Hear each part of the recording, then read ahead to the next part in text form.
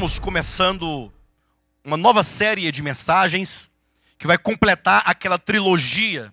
Nós nos propomos uma trilogia, ou seja, ministrar 3 séries de mensagens. A primeira série de 7 foram as 7 festas de Israel. Depois ministramos a segunda série de 7, que foram os 7 mistérios do reino dos céus, em Mateus 13.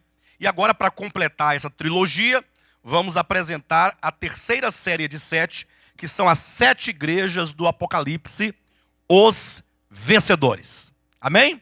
Vocês querem repetir comigo? Diga assim: as 7 igrejas do Apocalipse, os vencedores. A ênfase é esta: os vencedores. Afinal, ao cabo de cada uma dessas cartas, é dito ao vencedor: aquele que vencer será dado isso. Aí vem uma promessa de um galardão. Nós vamos então explorar esses 2 capítulos, Apocalipse 2 e 3, que tratam dessas igrejas aqui, em nome de Jesus. Leia comigo então, a partir do versículo 1, do capítulo 2 até o versículo 7. Diz assim: ao anjo da igreja em Éfeso escreve: estas coisas diz aquele que conserva na mão direita as 7 estrelas e que anda no meio dos 7 candeeiros de ouro. Conheço as tuas obras, tanto o teu labor como a tua perseverança, e que não pode suportar homens maus, e que puseste à prova os que a si mesmos se declaram apóstolos e não são, e os achaste mentirosos. E tens perseverança, e suportaste prova por causa do meu nome, e não te deixaste esmurecer. Tenho, porém, contra ti, que abandonaste o teu primeiro amor. Lembra-te, pois, de onde caíste, arrepende-te, e volta à prática das primeiras obras, e se não, venho a ti e moverei do seu lugar o teu candeeiro, caso não te arrependas. Tens, contudo, a teu favor que odeias as obras dos nicolaítas, as quais eu também odeio. Quem tem ouvidos, ouça o que o Espírito diz às igrejas. Ao vencedor dar-lhe-ei que se alimente da árvore da vida, que se encontra no paraíso de Deus. Diga amém. Queridos, nós estamos aqui diante de uma parte do livro do Apocalipse, são as 7 igrejas. Eu vou explicar para os irmãos exatamente do que se tratam essas igrejas, mas eu quero chamar a atenção dos irmãos para o fato de que nós estamos aqui diante de uma palavra profética. O Apocalipse, ele se abre de uma maneira maravilhosa. Os irmãos imaginem comigo que em João capítulo 1, versículo 1, vamos pensar isso comigo. É dito que o verbo, que é Deus, se fez carne e habitou entre nós. Capítulo 1 de João, versículo 1 e versículo 14. Então, nos é dito que o verbo, o Logos de Deus, o Criador, o Eterno, ele se faz carne. Agora, pensem comigo que quando, então, nasceu em Belém da Judéia, ali aquele menino chamado Jesus, imagine que os homens não podiam simplesmente olhar e ver Deus ali. Então, sabendo que Jesus Cristo é Deus encarnado, isso é uma questão da fé e da verdade revelada no Evangelho. Mas quantos ali podiam ver, viriam apenas uma criança, que foi crescendo, ficou adolescente, ficou jovem, ficou adulto, um homem, que foi batizado por João Batista, e que então teve um ministério maravilhoso, e embora fizesse ele tantos prodígios e milagres, mas o que a vista podia perceber, a vista dos homens, era tão somente um homem encarnado. E ele veio, morreu na cruz do Calvário, e ele ressuscitou. E mesmo depois de ressuscitado, e aqui é um detalhe interessante, é dito que ele apareceu para os discípulos. Ora apareceu para 10 dos seus discípulos, depois para 11 dos seus discípulos. Algumas mulheres o viram ali ressuscitado. É dito também que ele ascendeu aos céus à vista de umas 500 pessoas. Por todos os efeitos, os irmãos imaginem que foi um grupo pequeno de pessoas que viram o Cristo ressurreto. Agora começa uma história. Começa a história da igreja. Cristo ascende aos céus, ele volta ao Pai e deixa a sua igreja na terra, que agora tinha uma missão muito importante de levar essa palavra do Cristo ressurreto e anunciar o seu retorno, anunciar a sua segunda vinda. Essa igreja agora começa a pregar a Cristo com todas as suas forças, porém começa a sofrer muitas perseguições. À altura de quando o Apocalipse foi escrito, os irmãos pensem comigo, já estávamos mais ou menos no ano 90, 95 da era cristã. Nesse momento do Apocalipse aqui escrito, todos os apóstolos já haviam morrido, exceto João, que vai escrever o livro do Apocalipse. A igreja sofria muita perseguição. A igreja estava sendo perseguida pelos judeus e muitos estavam morrendo apedrejado, de todo modo. E as igrejas gentílicas também sendo perseguidas, de maneira que talvez o que chegava ao coração dos irmãos, o que passava pela mente e coração da igreja era: será que Jesus ele esqueceu da igreja? Será que Jesus ele abandonou a sua igreja? Foi então quando João, aquele teve essa revelação do Apocalipse. Se você bem observar aqui no capítulo 1 deste livro, é dito que João, ele achava-se em espírito no dia do Senhor, achava-se na ilha chamada Patmos por causa da palavra de Deus e do testemunho. Capítulo 1, versículo 10. Achei-me em espírito no dia do Senhor, e ouvi por detrás de mim grande voz como de trombeta, dizendo: o que vês escreve em livro e manda às 7 igrejas: Éfeso, Esmirna, Pérgamo, Tiatira, Sardes, Filadélfia e Laodiceia. Voltei-me para ver quem falava comigo, e voltado vi 7 candeeiros de ouro, e no meio dos candeeiros um semelhante a filho de homem, com vestes talares e cingido à altura do peito com uma cinta de ouro. Então João estava ali em espírito naquele dia, quando ele ouviu por detrás dele uma voz que dizia: olha, João, escreve tudo o que você verá agora neste momento. Você vai escrever um livro e vai enviá-lo às 7 igrejas que estão na Ásia. Aí citam-se os nomes: Éfeso, Esmirna, Pérgamo, Tiatira, Sardes, Filadélfia e Laodiceia. Escreve este livro e manda a estas igrejas. Quando João, então, voltou-se para ver quem falava com ele, aí ele teve aquela visão de um homem glorioso, de um homem em glória. Veja como que os evangelhos, eles apresentam o verbo ali encarnado. O verbo cuja glória estava oculta naquela humanidade. E os homens não podiam, então, perceber a sua glória. Não podiam perceber ali o seu brilho da divindade, porque estava oculto na humanidade. Entretanto, o Apocalipse se abre de uma maneira diferente, de uma maneira gloriosa. João vê a Cristo agora glorificado. Não vê mais aquele Cristo sofredor, aquele Cristo de quem é dito em Isaías, sem aparência, sem formosura, sem nenhuma beleza e sem nenhuma força, em fraqueza, em debilidade. Não. Agora, quando ele olha, o que ele vê? Ele vê um Cristo glorioso. É dito toda uma descrição acerca dele, lógico que é uma descrição profética, né? Cada aspecto da visão representa algum atributo da pessoa ou algum aspecto da obra de Cristo. Entretanto, a visão que João tem não é de um Cristo sofredor, mas é de um Cristo vitorioso, um Cristo glorioso. É dito que ele estava vestido com vestes talares, vestes compridas que chegavam até os pés, vestes sumos sacerdotais, cingido à altura do peito com uma cinta de ouro. É dito que seus cabelos eram brancos como a alva lã, o seu rosto resplandecia como o sol, seus olhos como chamas de fogo, da sua boca saía uma espada afiada. É dito que os seus pés reluzia como um latão quando passa pelo fogo. Há um aspecto, uma descrição de um ser poderoso, de um ser glorioso. E o mais interessante é que ele estava em pé, andando entre 7 candeeiros de ouro. E eu quero que os irmãos atentem para esse aspecto interessante, porque quando nós lemos o Novo Testamento, depois da morte de Cristo em diante, nós vamos encontrar várias referências dizendo que Jesus ascendeu aos céus e assentou-se à direita do Pai. Aí logo nós ficamos imaginando que Jesus está lá sentado no banco, do lado do Pai.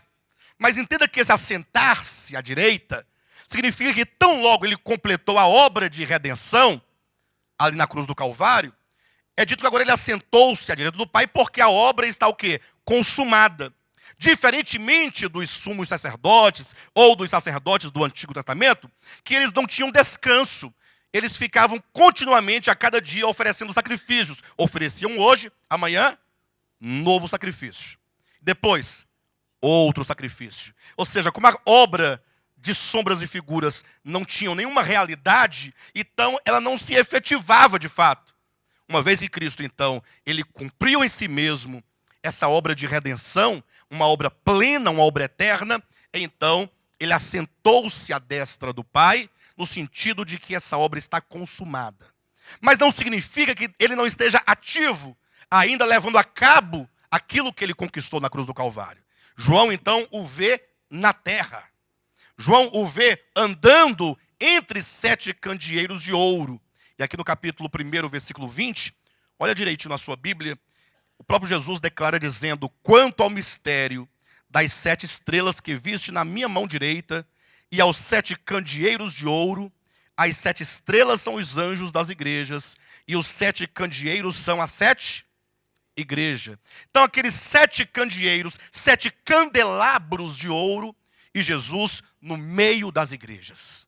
No meio das igrejas, vestido de uma veste de um sumo sacerdote, porque ele está ativamente cuidando dos candelabros. Ele está cuidando das igrejas.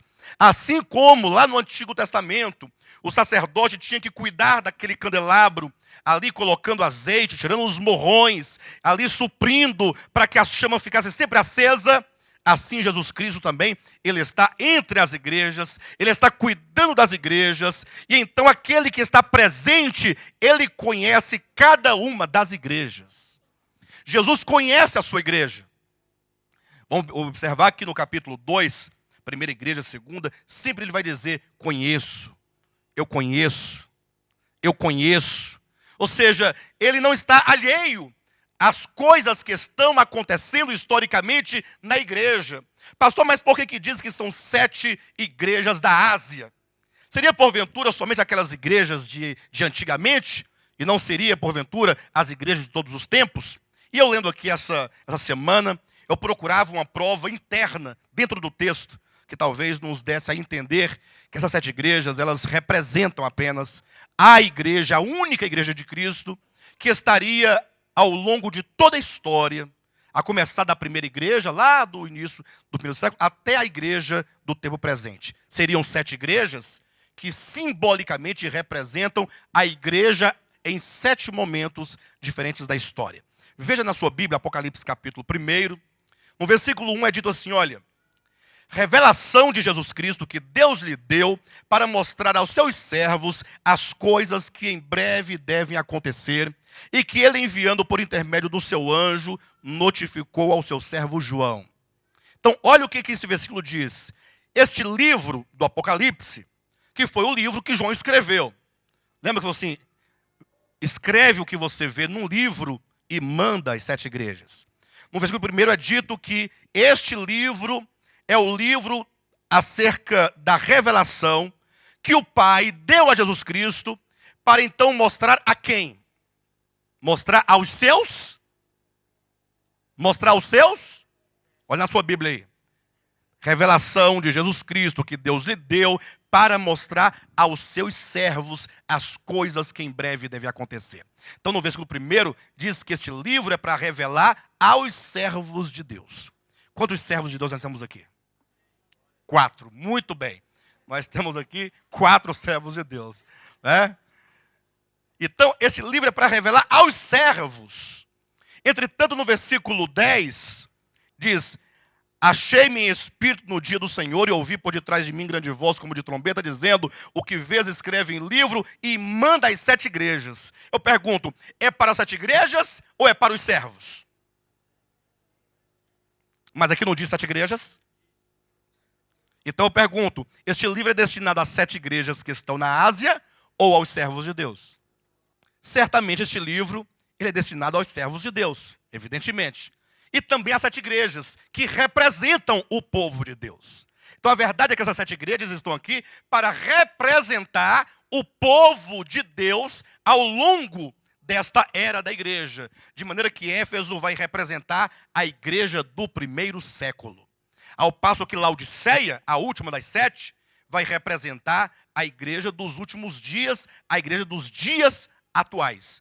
Cada uma das igrejas. E eu sei que nós estamos sempre explicando esse aspecto histórico da divisão dos tempos, né? De cada igreja, primeiro século, segundo século, terceiro século. Mas atente para uma coisa, amados. O que nos importa aqui hoje, para nós, não é exatamente ou não é somente o aspecto histórico. Nós não vamos estudar a história da igreja para conhecer como foi antigamente. Não.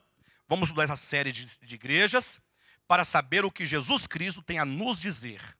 Observe você que ao cabo de cada uma das igrejas está dito: quem tem ouvidos ouça o que o Espírito diz às igrejas. Então, todas as cartas são destinadas a todas as igrejas.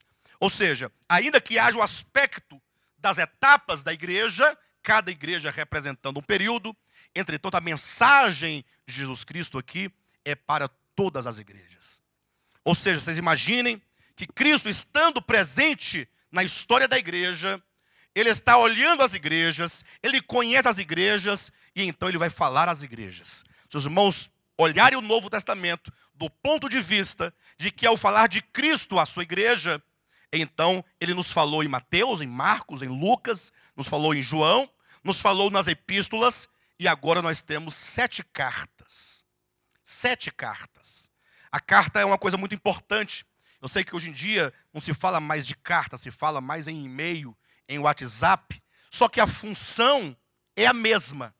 A função é a comunicação. Portanto, vocês imaginem do tempo, lembrem do tempo em que não havia ainda WhatsApp, não havia e-mail, que era carta mesmo. A coisa mais elegante era um telegrama, né, que chegava rápido, né? Mas quantos podiam pagar telegrama? Aí escrevia uma carta para a pessoa que estava em outro lugar, outra cidade, e mandava, colocava o selo, lambia o selo para colar. Lambia não? Você não lembra? Você não lambia não? Todo mundo lambia. Aí colava lá o selo, aí colocava no correio, aí o correio ia levar para outra cidade, aí chegava o carteiro e entregava aquela carta. Quando a pessoa recebia aquela carta, imagina a emoção. O fulano escreveu para mim. O que será que aqui o fulano quer falar comigo nessa carta? Aí você abria a carta, não era? Aí ia lendo direitinho, falando que estava com saudade, dando as notícias, as novidades. A carta tem, ou pelo menos tinha, né, esse aspecto da expectativa de você receber uma carta. Isso é muito interessante. Agora, vocês imaginem que Jesus Cristo nos enviou 7 cartas. Lógico, ele enviou uma carta para a sua igreja em cada período. Mas essas cartas todas servem para nós. Porque em cada carta, o Espírito não diz somente aquela igreja específica, mas diz as igrejas. E eu quero te perguntar uma coisa para os irmãos. Você se entende como um servo de Deus, um membro de Cristo Jesus, da sua igreja, e você quer saber o que Jesus disse à sua igreja nessa carta? Você quer, com expectativa, ler a carta que Jesus nos enviou? Eu quero convidar os irmãos a olharem afetivamente para essas cartas. Os irmãos não estudem como quem estão estudando escatologia, não. Mas que você entenda no seu coração, na sua alma, na sua mente, Jesus nos enviou uma carta e nós queremos ler a carta que Jesus nos enviou. O que será que Jesus tem a nos falar nessa carta? Qual é a mensagem dele para a sua igreja, para o seu povo? Aí você então, com esse olhar, com esse sentimento, deixa Jesus falar com você. Permita-se que ele entre na sua vida, que ele entre no seu coração, que ele entre na sua mente, que ele diga então o que ele pensa acerca de nós, o que ele requer de cada um de nós, o que ele pode verificar na nossa vida que às vezes nós não conseguimos perceber. Então, olha afetivamente para essa carta, como aquele tempo as pessoas recebiam uma carta, receba essa carta de Jesus Cristo, em nome de Jesus, abra o seu coração.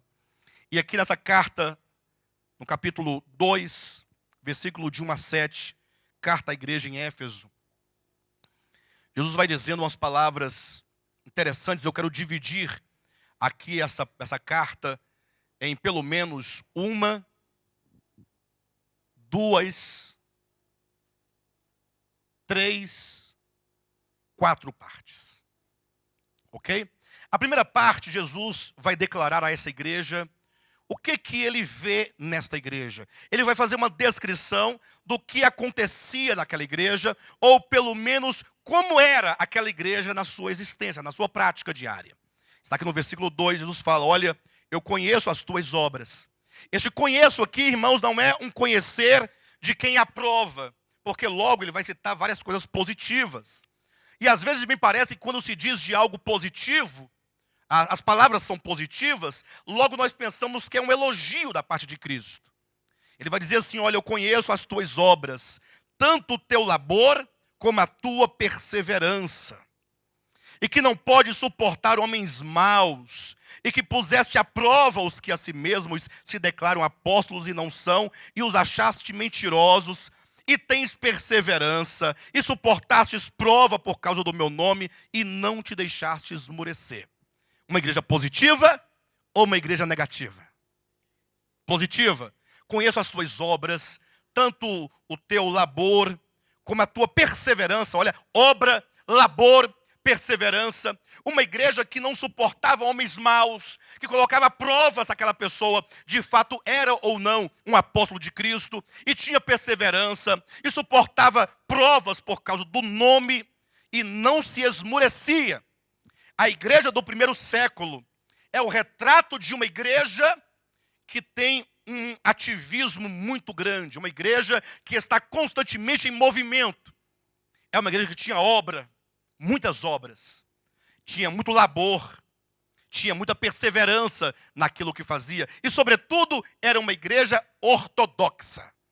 Colocava à prova os que se diziam apóstolos e os achava mentirosos. Os irmãos sabem que os apóstolos, eles tinham a função de definir e estabelecer a questão da verdade neotestamentária. Então a maneira que a igreja tinha de colocar à prova os falsos apóstolos era mediante a exposição da palavra. Então era uma igreja que tinha um profundo conhecimento acerca de verdades bíblicas. Então quando a igreja de Éfeso percebia que aquele suposto apóstolo, ele discordava e ele se afastava dos ensinamentos apostólicos, então por meio dessa análise da verdade pregada por ele, eles chegavam à conclusão de que ele era um falso apóstolo e os achava mentirosos. Então era uma igreja ortodoxa, uma igreja que se preocupava muito com a verdade, com a palavra. Era uma igreja extremamente ativa. Só que o versículo 4 diz: tenho, porém, contra ti.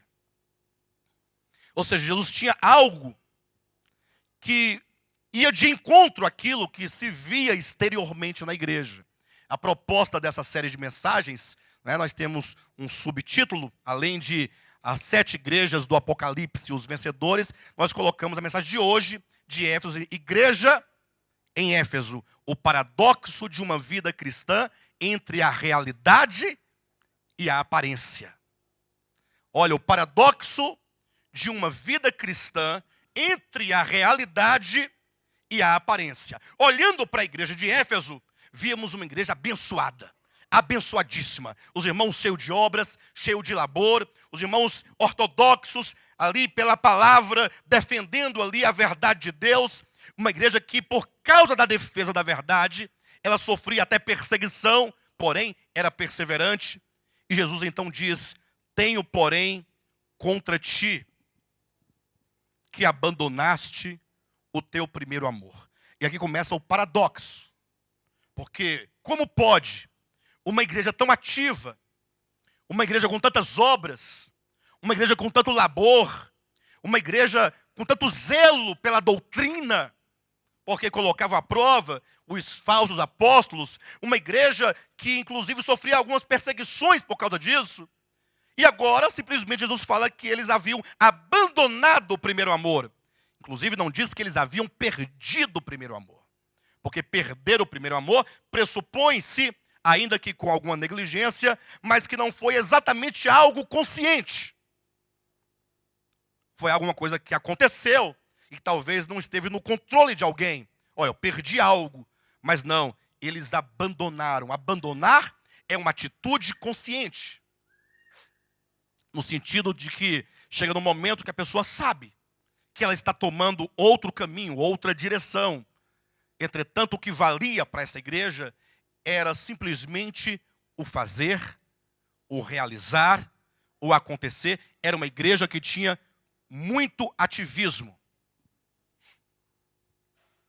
Muito ativismo. Porém, havia abandonado o primeiro amor. A palavra primeiro aqui não é primeiro numa ordem, como se tivesse o primeiro amor, o segundo amor, o terceiro amor. Na verdade, só existe um amor. O primeiro amor é o amor superior. É aquele amor verdadeiro, tão simples, que ele não visa outra coisa senão amar. E é certo que esse amor ele vai produzir muitas coisas, mas as coisas não ganham importância acima do amor. O primeiro amor é o melhor amor.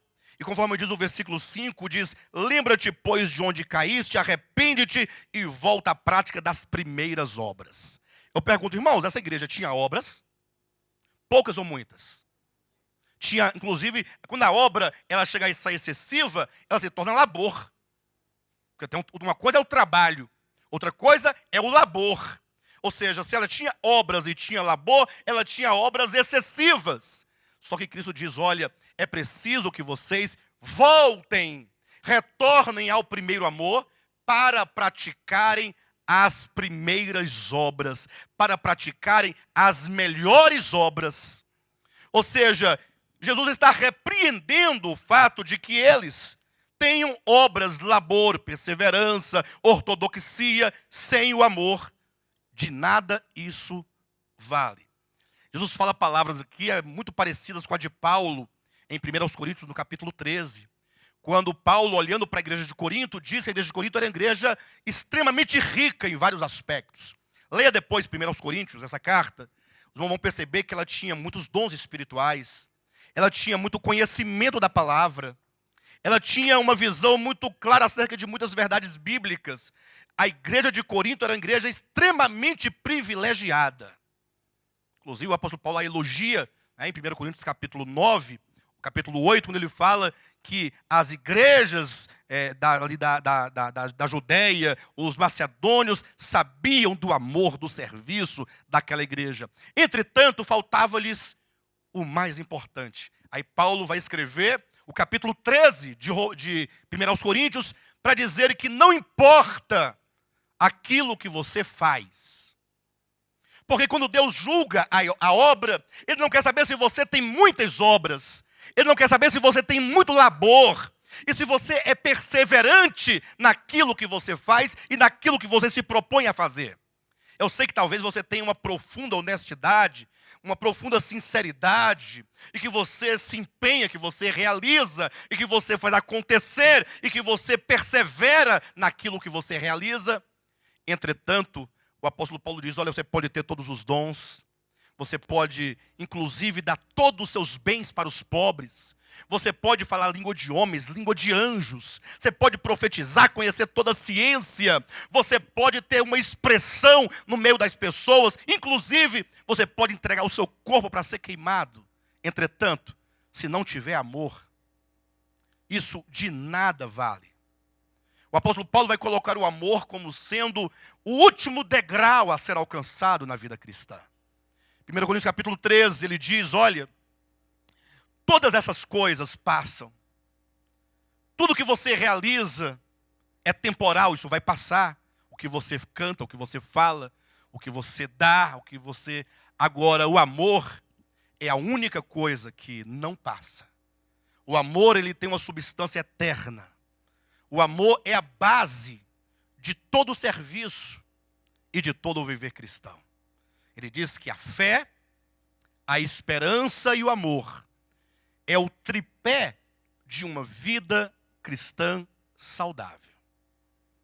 E eu tenho observado, amados, e vocês também sabem disso, e talvez tenham já observado, talvez não tenham refletido, ou talvez até tenham também refletido. Mas os irmãos já observaram que aquilo que menos ocupa as nossas reflexões, aquilo que menos ocupa o nosso coração, aquilo que menos nos preocupa no geral, é a fé, a esperança e o amor? Se você fosse de pensar um pouco sobre você, não é sobre a igreja. Quando eu falo de igreja, logo você tem um caminhão de críticas a fazer. Você vai criticar o pastor Alexandre, você vai criticar o modo como ele se dirige nos avisos para se referir ao Ministério do Louvor. Vai ter meia dúzia hoje, assim, você viu como foi que o pastor falou? Precisava daquilo, gente. Não precisava. Falava ali, na reunião que vai ter. Não precisa expor ninguém. Você vai ter muita coisa para criticar acerca da administração da igreja. Você talvez tenha muitas opiniões para falar acerca do programa de televisão. Por mim, tinha que tirar mesmo. Por mim, eu acho que esse programa não serve para nada. Esse programa é do Alexandre, não é da igreja, é do Alexandre. Porque não coloca lá nem a igreja, não filma a igreja para passar na televisão de manhã. Só filma ele, não filma a igreja. Filmar os irmãos saem com a carinha lá da televisão. Nem que seja por um segundo. Talvez você tenha muitas coisas te preocupa. Você está preocupado com a roupa da irmã, com a roupa do irmão. Está preocupado com tantas coisas, mas eu te pergunto, o quanto você se preocupa com o amor? Afinal, se o amor é aquilo que é mais importante acima de qualquer coisa, inclusive acima da fé e da esperança. Aí eu te pergunto, quanto tempo você gasta preocupado com o amor? Refletindo sobre o amor. Quanto tempo você gasta? Eu sei que você tem muitas obras, você está de parabéns. Você tem muita obra, tem muito labor, tem perseverança. Você é ortodoxo, você briga pela doutrina. Está empenhado pelos bons costumes, pela moral, pela ética. Tenho, porém, contra ti, disse Jesus. Você imagine Jesus mandar uma carta para nós e falar assim, olha, eu conheço o vosso labor. Ou seja, não fica pensando que eu desconheço, não. Eu conheço. Eu sei do trabalho, eu sei da labuta, eu sei dos esforços. O problema não é isso. Eu tenho algo contra vocês. Eu não quero essas obras de vocês. Essas aqui não. As do versículo 2 eu não quero. Eu quero que vocês voltem à prática das primeiras obras. Essas obras do versículo 2 são as obras do presente. As obras que Ele quer que nós façamos, elas ficaram para trás. Diz, lembra-te, pois, de onde caíste, arrepende-te e volta à prática das primeiras obras. Duas coisas Ele nos diz. Primeiro, abandonaste o primeiro amor. E porque você abandonou o primeiro amor, então, você também perdeu as primeiras obras.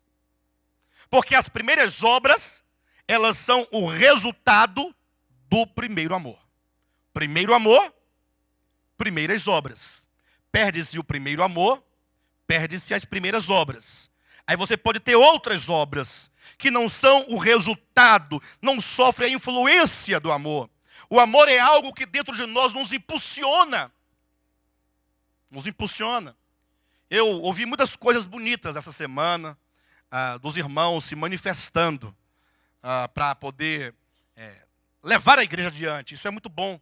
Eu percebi que os irmãos se sentem parte do ministério. Então, quando a igreja passa por dificuldades, que os irmãos se envolvem e discutem e dão uma solução aqui, e dão um exemplo ali, uma ajuda, um versículo, significa que os irmãos estão envolvidos, que os irmãos não se sentem um ser estranho, mas se sentem parte do ministério. Muito maravilhoso. Alguns irmãos discutindo nos grupos, dizendo, olha, se nós somos 600, se cada irmão desse R$100, né, na caneta tal, a gente pagaria as contas, sobrava dinheiro. Muito bom, isso é um interesse muito bonito. Só que as coisas de Deus não funcionam matematicamente. A questão não é se todos derem 100. Até porque tem irmãos que não podem dar 100. Não pode. Talvez ele esteja na condição de receber 100 ou mais. E outros, R$100 é nada, ele poderia dar 1.000. Então, não se calcula. Vida cristã não pode ser com base em matemática, em régua. A questão é, o que te motiva a viver uma vida cristã?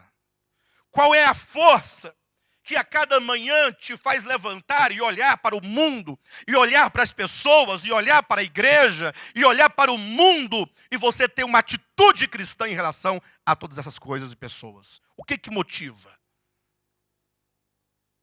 Se não for o amor, qualquer coisa que você faça é fruto do egoísmo.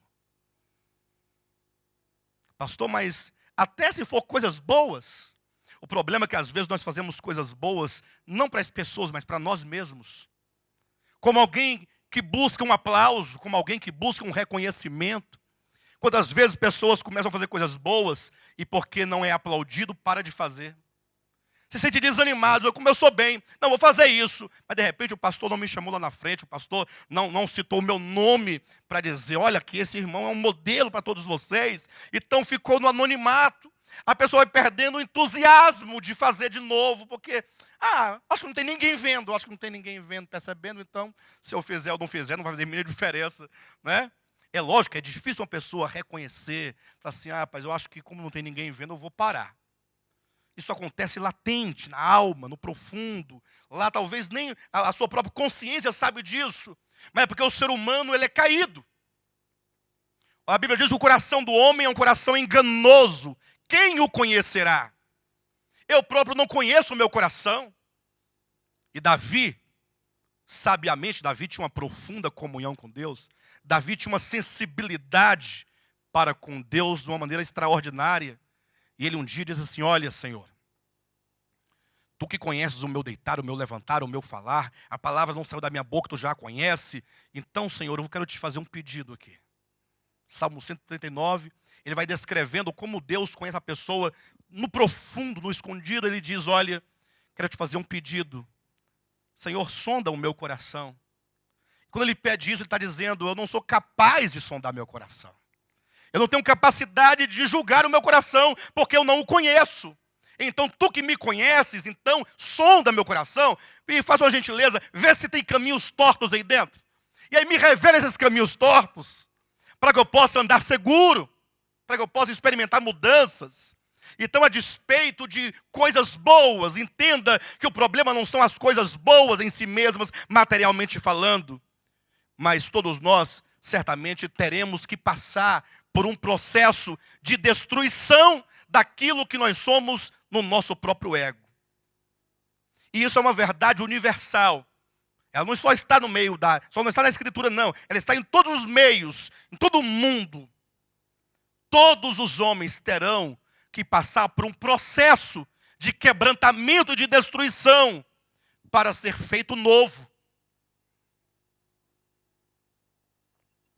Essa igreja já está dizendo, olha, vocês abandonaram o primeiro amor e, consequentemente, abandonaram as primeiras obras.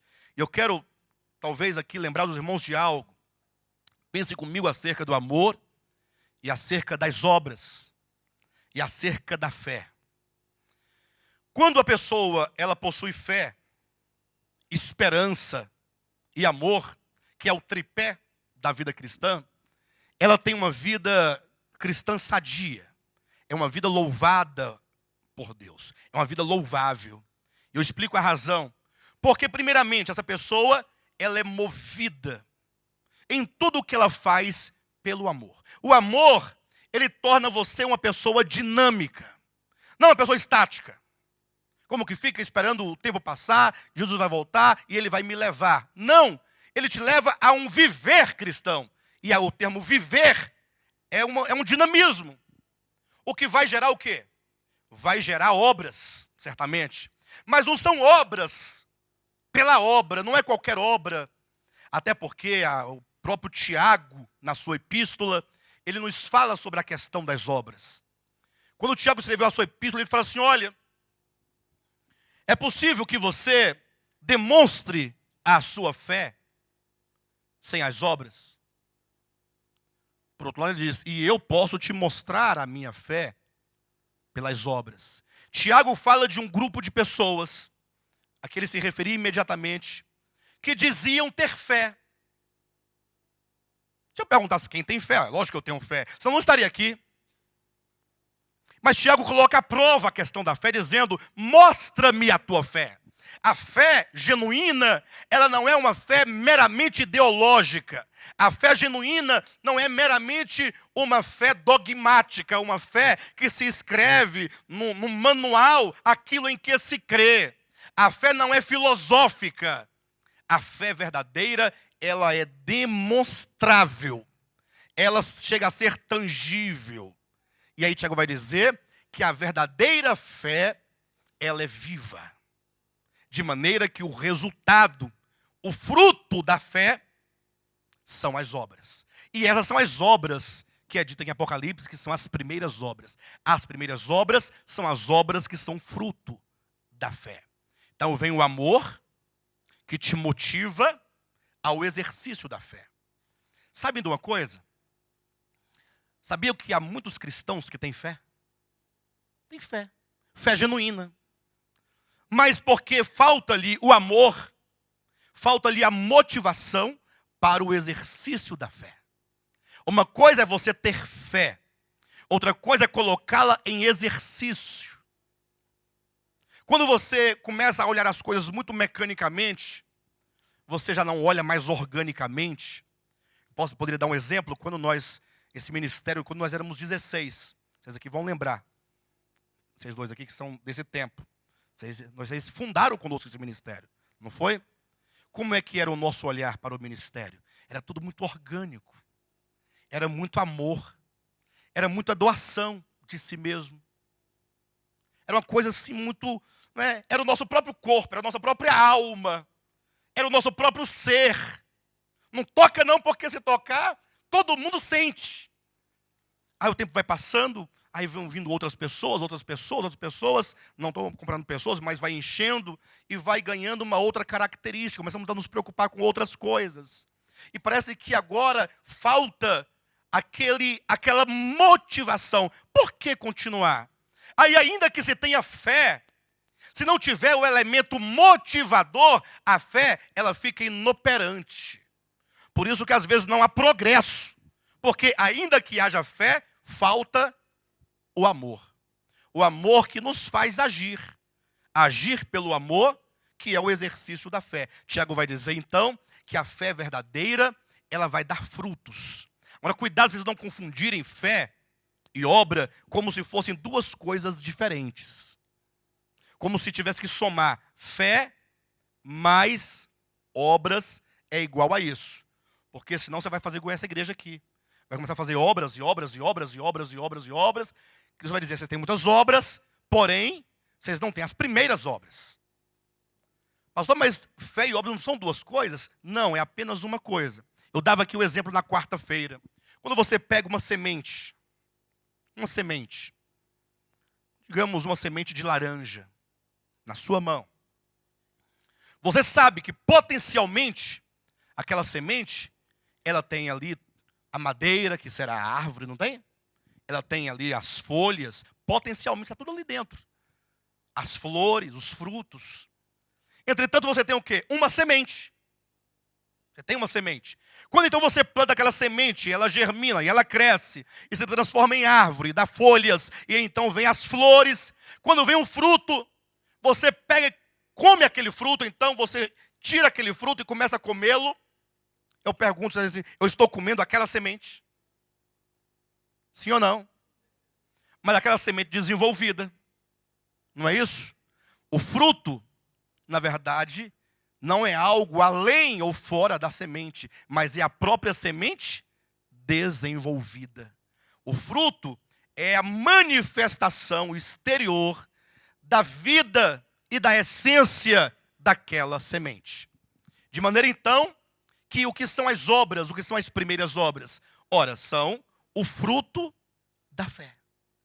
Quando você, então, tem amor, e esse amor te motiva ao exercício da fé, então agora a sua vida não será mais estagnada, ela agora será uma vida ativa. Aí você vai ter o quê? Sim, amor, essa fé, que vem as obras, aí esse dinamismo se torna uma perseverança. Você vai perseverar nessa prática até a vinda de Cristo. Por isso que Paulo diz que a vida cristã tem como tripé a fé, a esperança e o amor. E dos três, o maior deles é o quê? É o amor, porque é ele quem aciona a fé. E é que te faz perseverar, que te faz continuar. Então, Jesus Cristo, ao mandar essa carta, ele está dizendo, olha, a despeito de todas as obras que vocês fazem, há um problema. Vocês abandonaram o primeiro amor.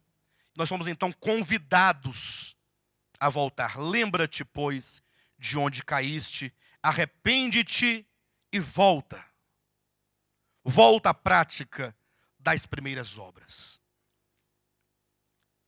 Palavras bonitas, né? Palavras de amor, a oportunidade de arrependimento. É Jesus dizendo assim, olha, ainda dá tempo de vocês voltarem, reaverem a situação. Que tal vocês deixarem todo esse ativismo e esse pragmatismo para voltar ao amor? E aí vocês terão resgatado as primeiras obras. Só que, juntamente com essas palavras de amor, não é porque elas são palavras amorosas, palavras de bondade, né, de oportunidade, é que o Senhor vai deixar de nos advertir. Ele traz uma advertência dizendo, olha, se vocês não fizerem isso, eu removerei do seu lugar o seu candeeiro, ou o seu candelabro.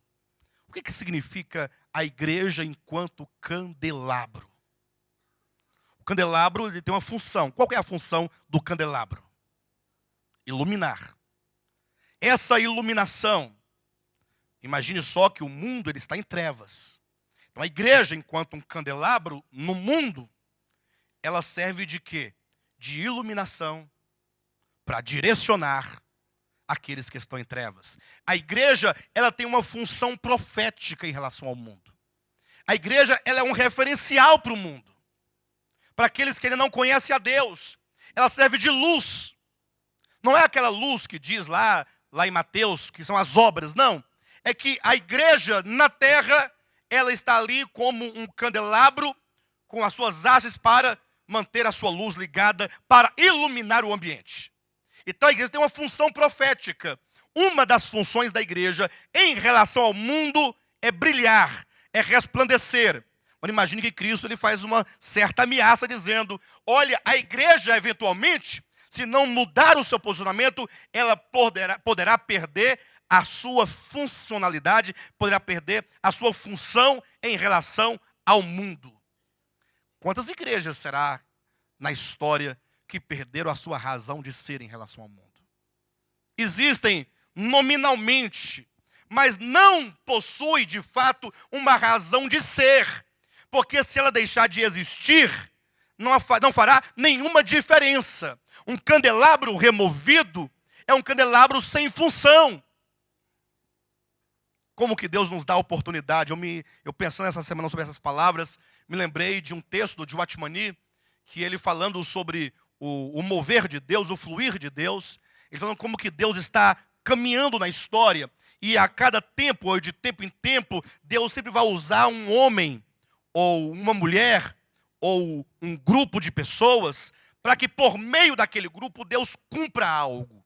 Como o princípio de Deus é o princípio da encarnação, ou seja, Deus ele realiza as coisas por meio do homem, então é certo que de tempo em tempo Deus levanta pessoas. Imagine quando você olha para a história bíblica, Deus levantou muitos profetas no passado. Não foi isso? E aí por meio do profeta Deus cumpria aquilo que ele queria cumprir. Deus então também levantou a igreja, levantou apóstolos, levantou pessoas. De tempo em tempo Deus vai levantando.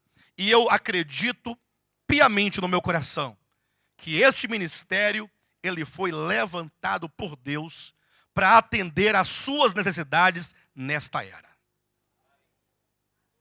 Eu creio que esse ministério nasceu com uma importância histórica. Só que Jesus diz, olha, mas eu posso removê-lo.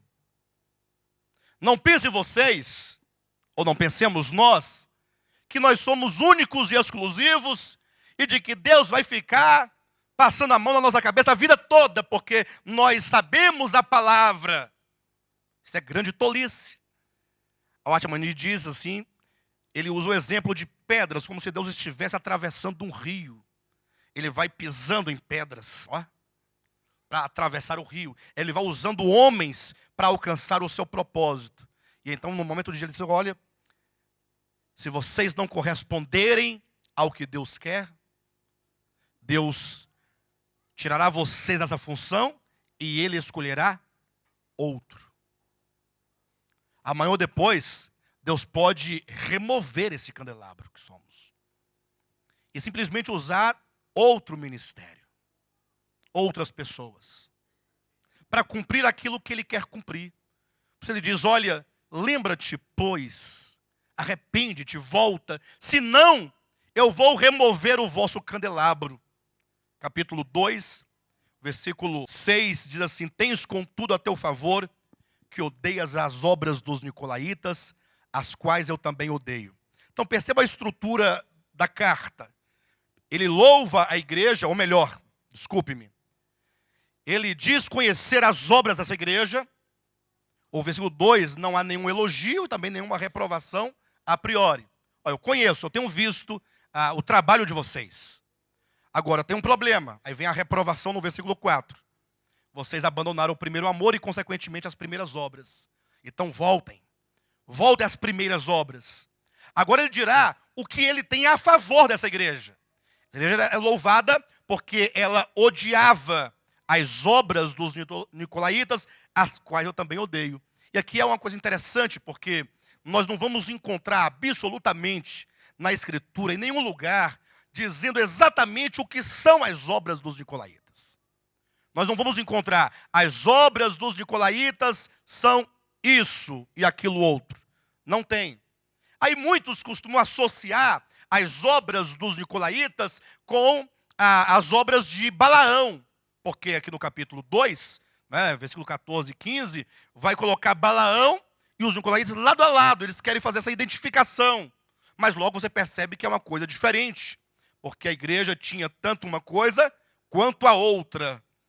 Então, uma das maneiras que foram feitas para entender o que são as obras dos nicolaítas, que essa primeira igreja odiava, é você pegando o próprio nome nicolaíta e você vendo o que esse nome significa. A palavra nicolaíta significa aquele que subjuga o povo, aquele que conquista o povo, aquele que se coloca sobre o povo, né? No sentido de que nós vamos perceber historicamente que logo no início da igreja, né, sobretudo quando isso se tornar uma doutrina na igreja em Pérgamo, no terceiro século, é a construção de uma hierarquia no meio do povo de Deus. Porque a ideia das obras ou da doutrina dos nicolaítas é de dividir a igreja em duas partes, em clero e leigos. No sentido de que o clero seria um grupo de pessoas que estudam teologia e que são, portanto, os doutores da teologia, e que as coisas espirituais, então, estão sobre os ombros dessas pessoas, ao passo que os demais são os leigos. Eles servem para quê? Para nada. Ou seja, serve para levar o dinheiro, sentar na cadeira, assistir o culto e dizer sim, amém, e vai embora para casa. Ou seja, isso é ferir e matar o corpo de Cristo. Irmão, mas isso é uma coisa tão complicada de se reaver, de se resgatar, porque infelizmente nós conhecemos dois grandes extremos em relação à igreja. Ou você conhece uma igreja cheia de ativismo, de obras e de labor, onde as pessoas estão ali disputando os cargos, disputando diretorias, disputando presidências, disputando secretarias. Eu quero ser secretário de alguma coisa. Ainda que não tenha nada para secretariar, eu quero ser um secretário.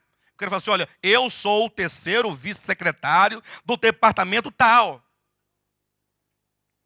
Porque isso é importante para o ego da pessoa. Ele parece que ganha uma importância no meio da igreja. Ainda mais se ele for tido como um presidente de um departamento. Aí fica aquela coisa toda de departamento, de presidente, de vice-presidência, de diretoria e de secretaria e de tudo mais. E não acontece nada. Acontece muito tumulto, não é nada de positivo. Então, se conhece muito isso, esse ativismo todo. Mas, por outro lado, se entende também que, sendo tudo isso errado, então vamos apenas congregar. E aí vem a reclamação desse ministério. Ah, pastor, vou falar, viu? Não é fácil congregar aqui. Porque de vem, senta, vai embora. Vem, senta, vai embora. Vem, senta, vai embora. Não tem como mudar a dinâmica disso, não. Não tem como modificar isso. Irmãos, eu pergunto para vocês, qual é a razão de nós nos reunirmos? Qual que é a razão? Qual que é o objetivo disso? Tem que haver um objetivo. Né? Alguns entendem que nós somos um clube social. Aí vem um aqui e canta uma música, vem um outro apresentar o seu grupo e vai indo. É como se fosse mais um entretenimento levado a sério. É um entretenimento levado a sério. É uma maneira de ocupar o tempo das pessoas e de fazê-las sentirem importantes no meio dos outros. Qual é a importância de ser igreja? Por que nós nos reunimos, nos congregamos? A Bíblia diz que os santos, todos nós, os santos, precisam de cumprir a obra do ministério. Ou seja, os santos, eles têm que estar ativos, fazendo cumprir o ministério de Deus. Quem sabe qual é o ministério de Deus? Qual que é o ministério de Deus? Qual é a obra de Deus? O que Deus está fazendo hoje? Oi? Edificando, construindo a nova Jerusalém. A obra de Deus não é algo palpável que se faz aqui construindo um prédio. Não, como bem a irmã Vilma declarou, o Senhor, Ele está edificando a nova Jerusalém. Mas em termos bem práticos, a nova Jerusalém, Ele está gerando um novo homem, uma nova humanidade. Aí basta que nós olhemos para o velho homem. Pastor, mas cadê o velho homem? Onde é que ele está aqui? Ele está tudo sentado nas cadeiras aqui, eu estou em pé aqui falando. Velho homem, enquanto essa velha natureza que nós ainda temos. Pastor, mas nós não somos regenerados? Nós somos velho homem ou novo homem? Nós somos velho homem ou novo homem? Nós somos os dois. Nós somos novo homem no nosso espírito. Porque nós nascemos de Deus. Mas você vai negar que esse homem nascido de Deus não tem nada velho nele? Não existem pensamentos do velho homem em você? Não existem sentimentos do velho homem em você? Atitudes do velho homem em você? Então a obra de Deus é algo muito grande. A obra de Deus diz respeito, atenção, a destruir essa velha humanidade para gerar um homem que seja semelhante a Cristo. Isso vai acontecer. Parece que não. Parece que é difícil acontecer. Mas vai acontecer. Porque a obra é dele. Então nós somos colocados como aqueles que vão fazer acontecer esta obra de Deus. Então imagine, irmã Mariana, está aqui a irmã Mariana. Você não sabe a importância que você tem na obra de Deus. Você não tem ideia da importância que você tem nessa obra. Irmã Vilma está aqui sentada, a importância que você tem. A importância que o irmão Jorge tem, que cada um aqui tem. Vai numa igreja onde as obras são muitas, mas falta essa compreensão. Quantos são efetivamente importantes? Quantos são efetivamente importantes? Numa obra em que se caracteriza pelas diretorias e secretarias. Somente aqueles que têm proeminência. Tem um grupo de pessoas proeminentes. O restante, tem irmãozinho lá que nunca vai ser diretor de nada. Coitado, ele não sabe nem falar direito. Ele não sabe nem contar direito. Afinal, ele é viúvo. Ou ela é divorciada. Os divorciados estão todo mundo no inferno. Porque não tem vez. Se for homem, ainda tem uma chancinha. Se for mulher, se deu mal, problema seu. Mulher viúva, pobre, essa aí, pronto. O pastor pisa aí na cabeça, mas não dá paz do Senhor para ela. Estou mentindo, pessoal? Agora, tratando-se da obra de Deus, verdadeiramente, todos têm a sua importância. Todos têm uma importância tremenda, porque você, enquanto um filho de Deus, tendo o Espírito de Deus, você fará acontecer na sua vida e na vida de outros esse processo de edificação. Há uma importância muito grande por isso. De maneira então que essas obras exigidas não são qualquer obra que você simplesmente pode fazer, não, está feito, eu fiz um gasofilaço de madeira, está pronto. Não, é algo que está sendo construído para a eternidade. Você participa efetivamente disto. Agora vem então os nicolaítas e falam, não, vamos aqui fazer uma hierarquia. Vamos colocar os pastores aqui sentados. Esses aqui têm uma função extraordinária. Vamos dar algumas diretorias. E os demais? Os demais vão dar glória a Deus e vão trazer o dinheiro para manter a obra. E aí talvez você fale, pastor, engraçado, eu estou aqui sentado, não acontece nada. Lá pelo menos eu disputava uma outra secretaria de vez em quando. Já fui terceiro vice-presidente da campanha do Quilo. E aqui está ficando tão sem graça, porque eu estou querendo até parar de vir, porque eu não tenho mais estímulo para vir. Se o seu estímulo for esse, infelizmente você vai parar. Não há o que se fazer. Não há o que se fazer. Eu não tenho nada para fazer por você.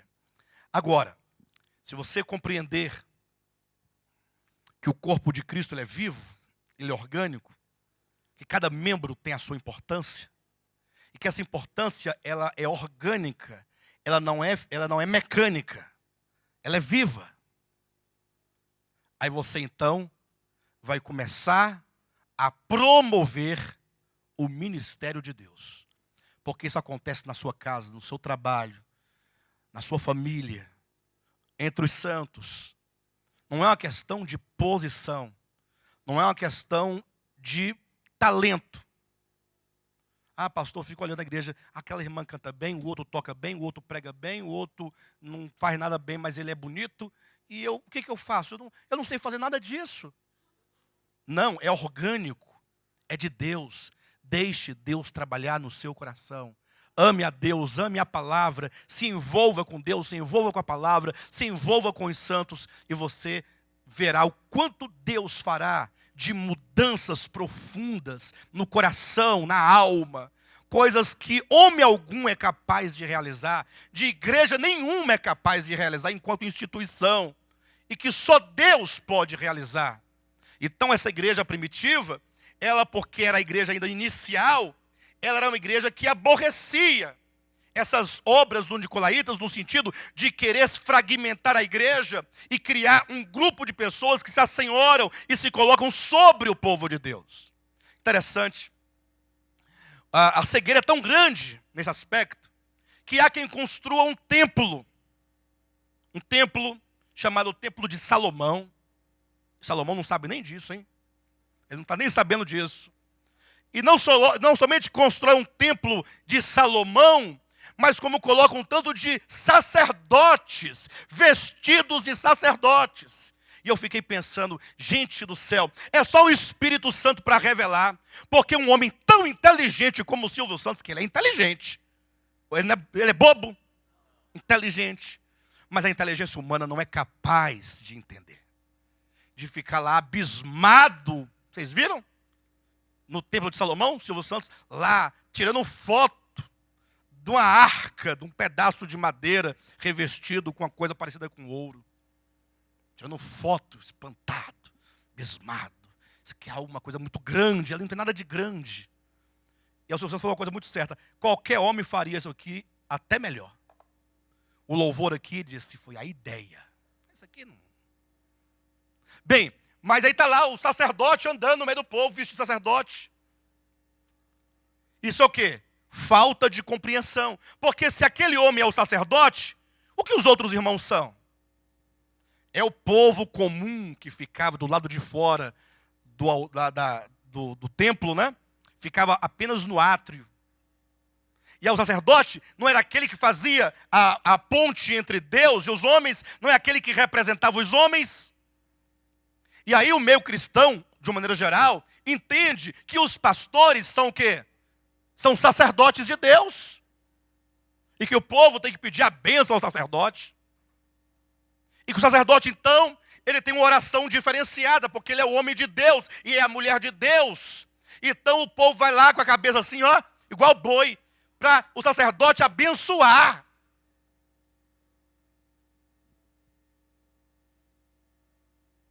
Aí o sacerdote vai lá, o pseudo-sacerdote, coloca a mão, está com um pouco de óleo na cabeça da pessoa, ela vai feliz para casa. Eu estou abençoado porque o sacerdote me abençoou. Pura mentira. Pura mentira. Pastor, mas como é que você pode falar que é mentira? Porque Cristo nos libertou e nos constituiu um reino de sacerdotes. Todos são sacerdotes. Porque nós não precisamos mais de alguém que nos represente diante de Deus. Porque o véu foi rasgado e todos podem entrar diante dele a qualquer momento com total ousadia. Porque o sangue de Cristo já nos purificou de todo pecado. Isso é maravilhoso. Eu sei que os pastores, no sentido do ofício, têm a sua importância de orientar, de ajudar, de estar ali, como uma pessoa mais velha no entendimento, mais nada do que isso. Não há nenhuma diferença diante de Deus entre eu, você e o Papa. Nenhuma diferença. São todos pessoas, seres humanos e mais nada, que carecem da graça e da misericórdia de Deus. Não existe nenhum tipo de representatividade diante de Deus. Você não precisa de homem algum para orar por você, ainda que nós tenhamos que orar uns pelos outros, e orar uns pelos outros já desconstrói a ideia de um homem poderoso que deve orar por você, porque se é uns pelos outros, todos oram por todo mundo, então não tem ninguém especial, com direitos ou privilégios diante de Deus. Então a igreja tem que assumir isso aqui, odiar e aborrecer a obra dos nicolaítas, que na terceira igreja se tornará a doutrina dos nicolaítas. Ou seja, o que na primeira igreja era apenas a prática, tornou-se estatuto. Foi escrito e definido como doutrina. Agora a igreja prega e ensina que existem pessoas que estão sobre outras na igreja. Então a igreja de Éfeso tinha essa característica que Deus então pôde louvar, dizendo: tens contudo a teu favor. Isso é uma coisa positiva. Querer manter a ideia viva no coração e na mente dos irmãos, para que todos se entendam como sacerdotes, que todos se entendam como adoradores, que promovem o evangelho, que promovem o ministério. É um organismo que está vivendo em função da edificação do novo homem. E por fim, então, versículo 7, Jesus diz: quem tem ouvidos, ouça o que o Espírito diz às igrejas. Olha, quem tem ouvidos, ouça. Quando diz quem tem ouvidos, não diz exatamente aos ouvidos físicos, né? Do contrário, alguém poderia parafrasear o texto dizendo: quem tem ouvidos, ouça o que o Espírito diz às igrejas. E aqueles que não são surdos físicos. Imagine só. Coitado dos surdos, né? Eles não podem ouvir. Mas é certo que esse ouvir é ouvir com o coração. Hoje você ouviu essa ministração. Você ouviu hoje sobre a essência de uma vida cristã. Fé, amor e esperança, em detrimento a qualquer tipo de obra que você faça. Agora, você ouve no seu íntimo, no seu coração, você dá ouvidos a isso, você é capaz de receber essa palavra, de considerá-la, de orar diante de Deus, para que você seja então alguém que possa vencer essa inclinação de viver com a mera aparência, sem uma realidade interior. Ele diz: quem tem ouvidos, ouça o que o Espírito diz às igrejas, ao vencedor. Ou seja, ele diz que há entre as igrejas aqueles que, tendo ouvido e tendo dado ouvidos, eles vencerão. Amado, se fala muito de vencedor aqui, nós vamos ser vencedor, reinar com Cristo. Mas o que é ser um vencedor afinal? O que é ser um vencedor? Qual seria o caminho mais curto para que nós pudéssemos ser vencedores?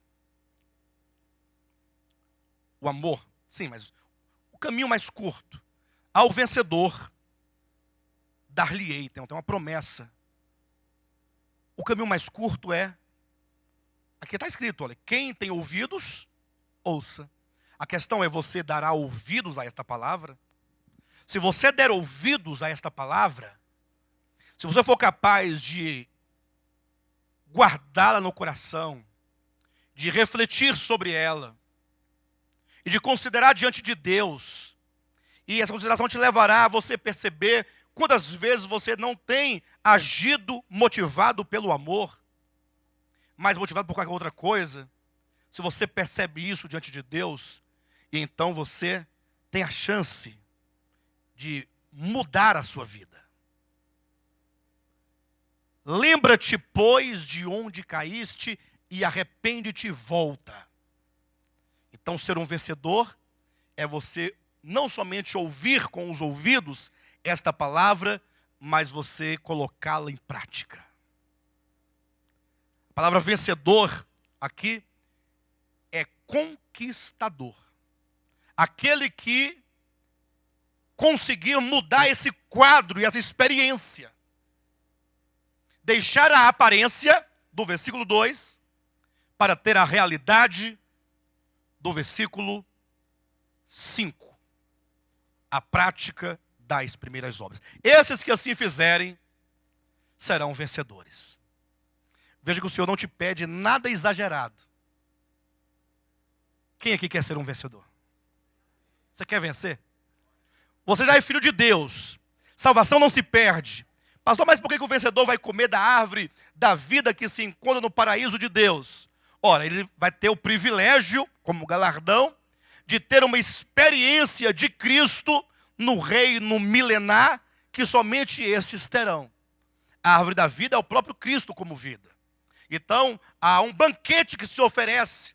Inclusive, na última igreja vai dizer, se assentará comigo numa mesa e vai se banquetear, se eu com vocês, vocês comigo. Então, essa questão do banquete, de comer, de experimentar, de desfrutar, de degustar, de participar, é que você tenha um relacionamento e um gozo especial com Cristo, que será dado exclusivamente aos que forem vencedores durante o reino milenar. Ou seja, será dado durante o reino milenar aos que serão, então, tidos por vencedores.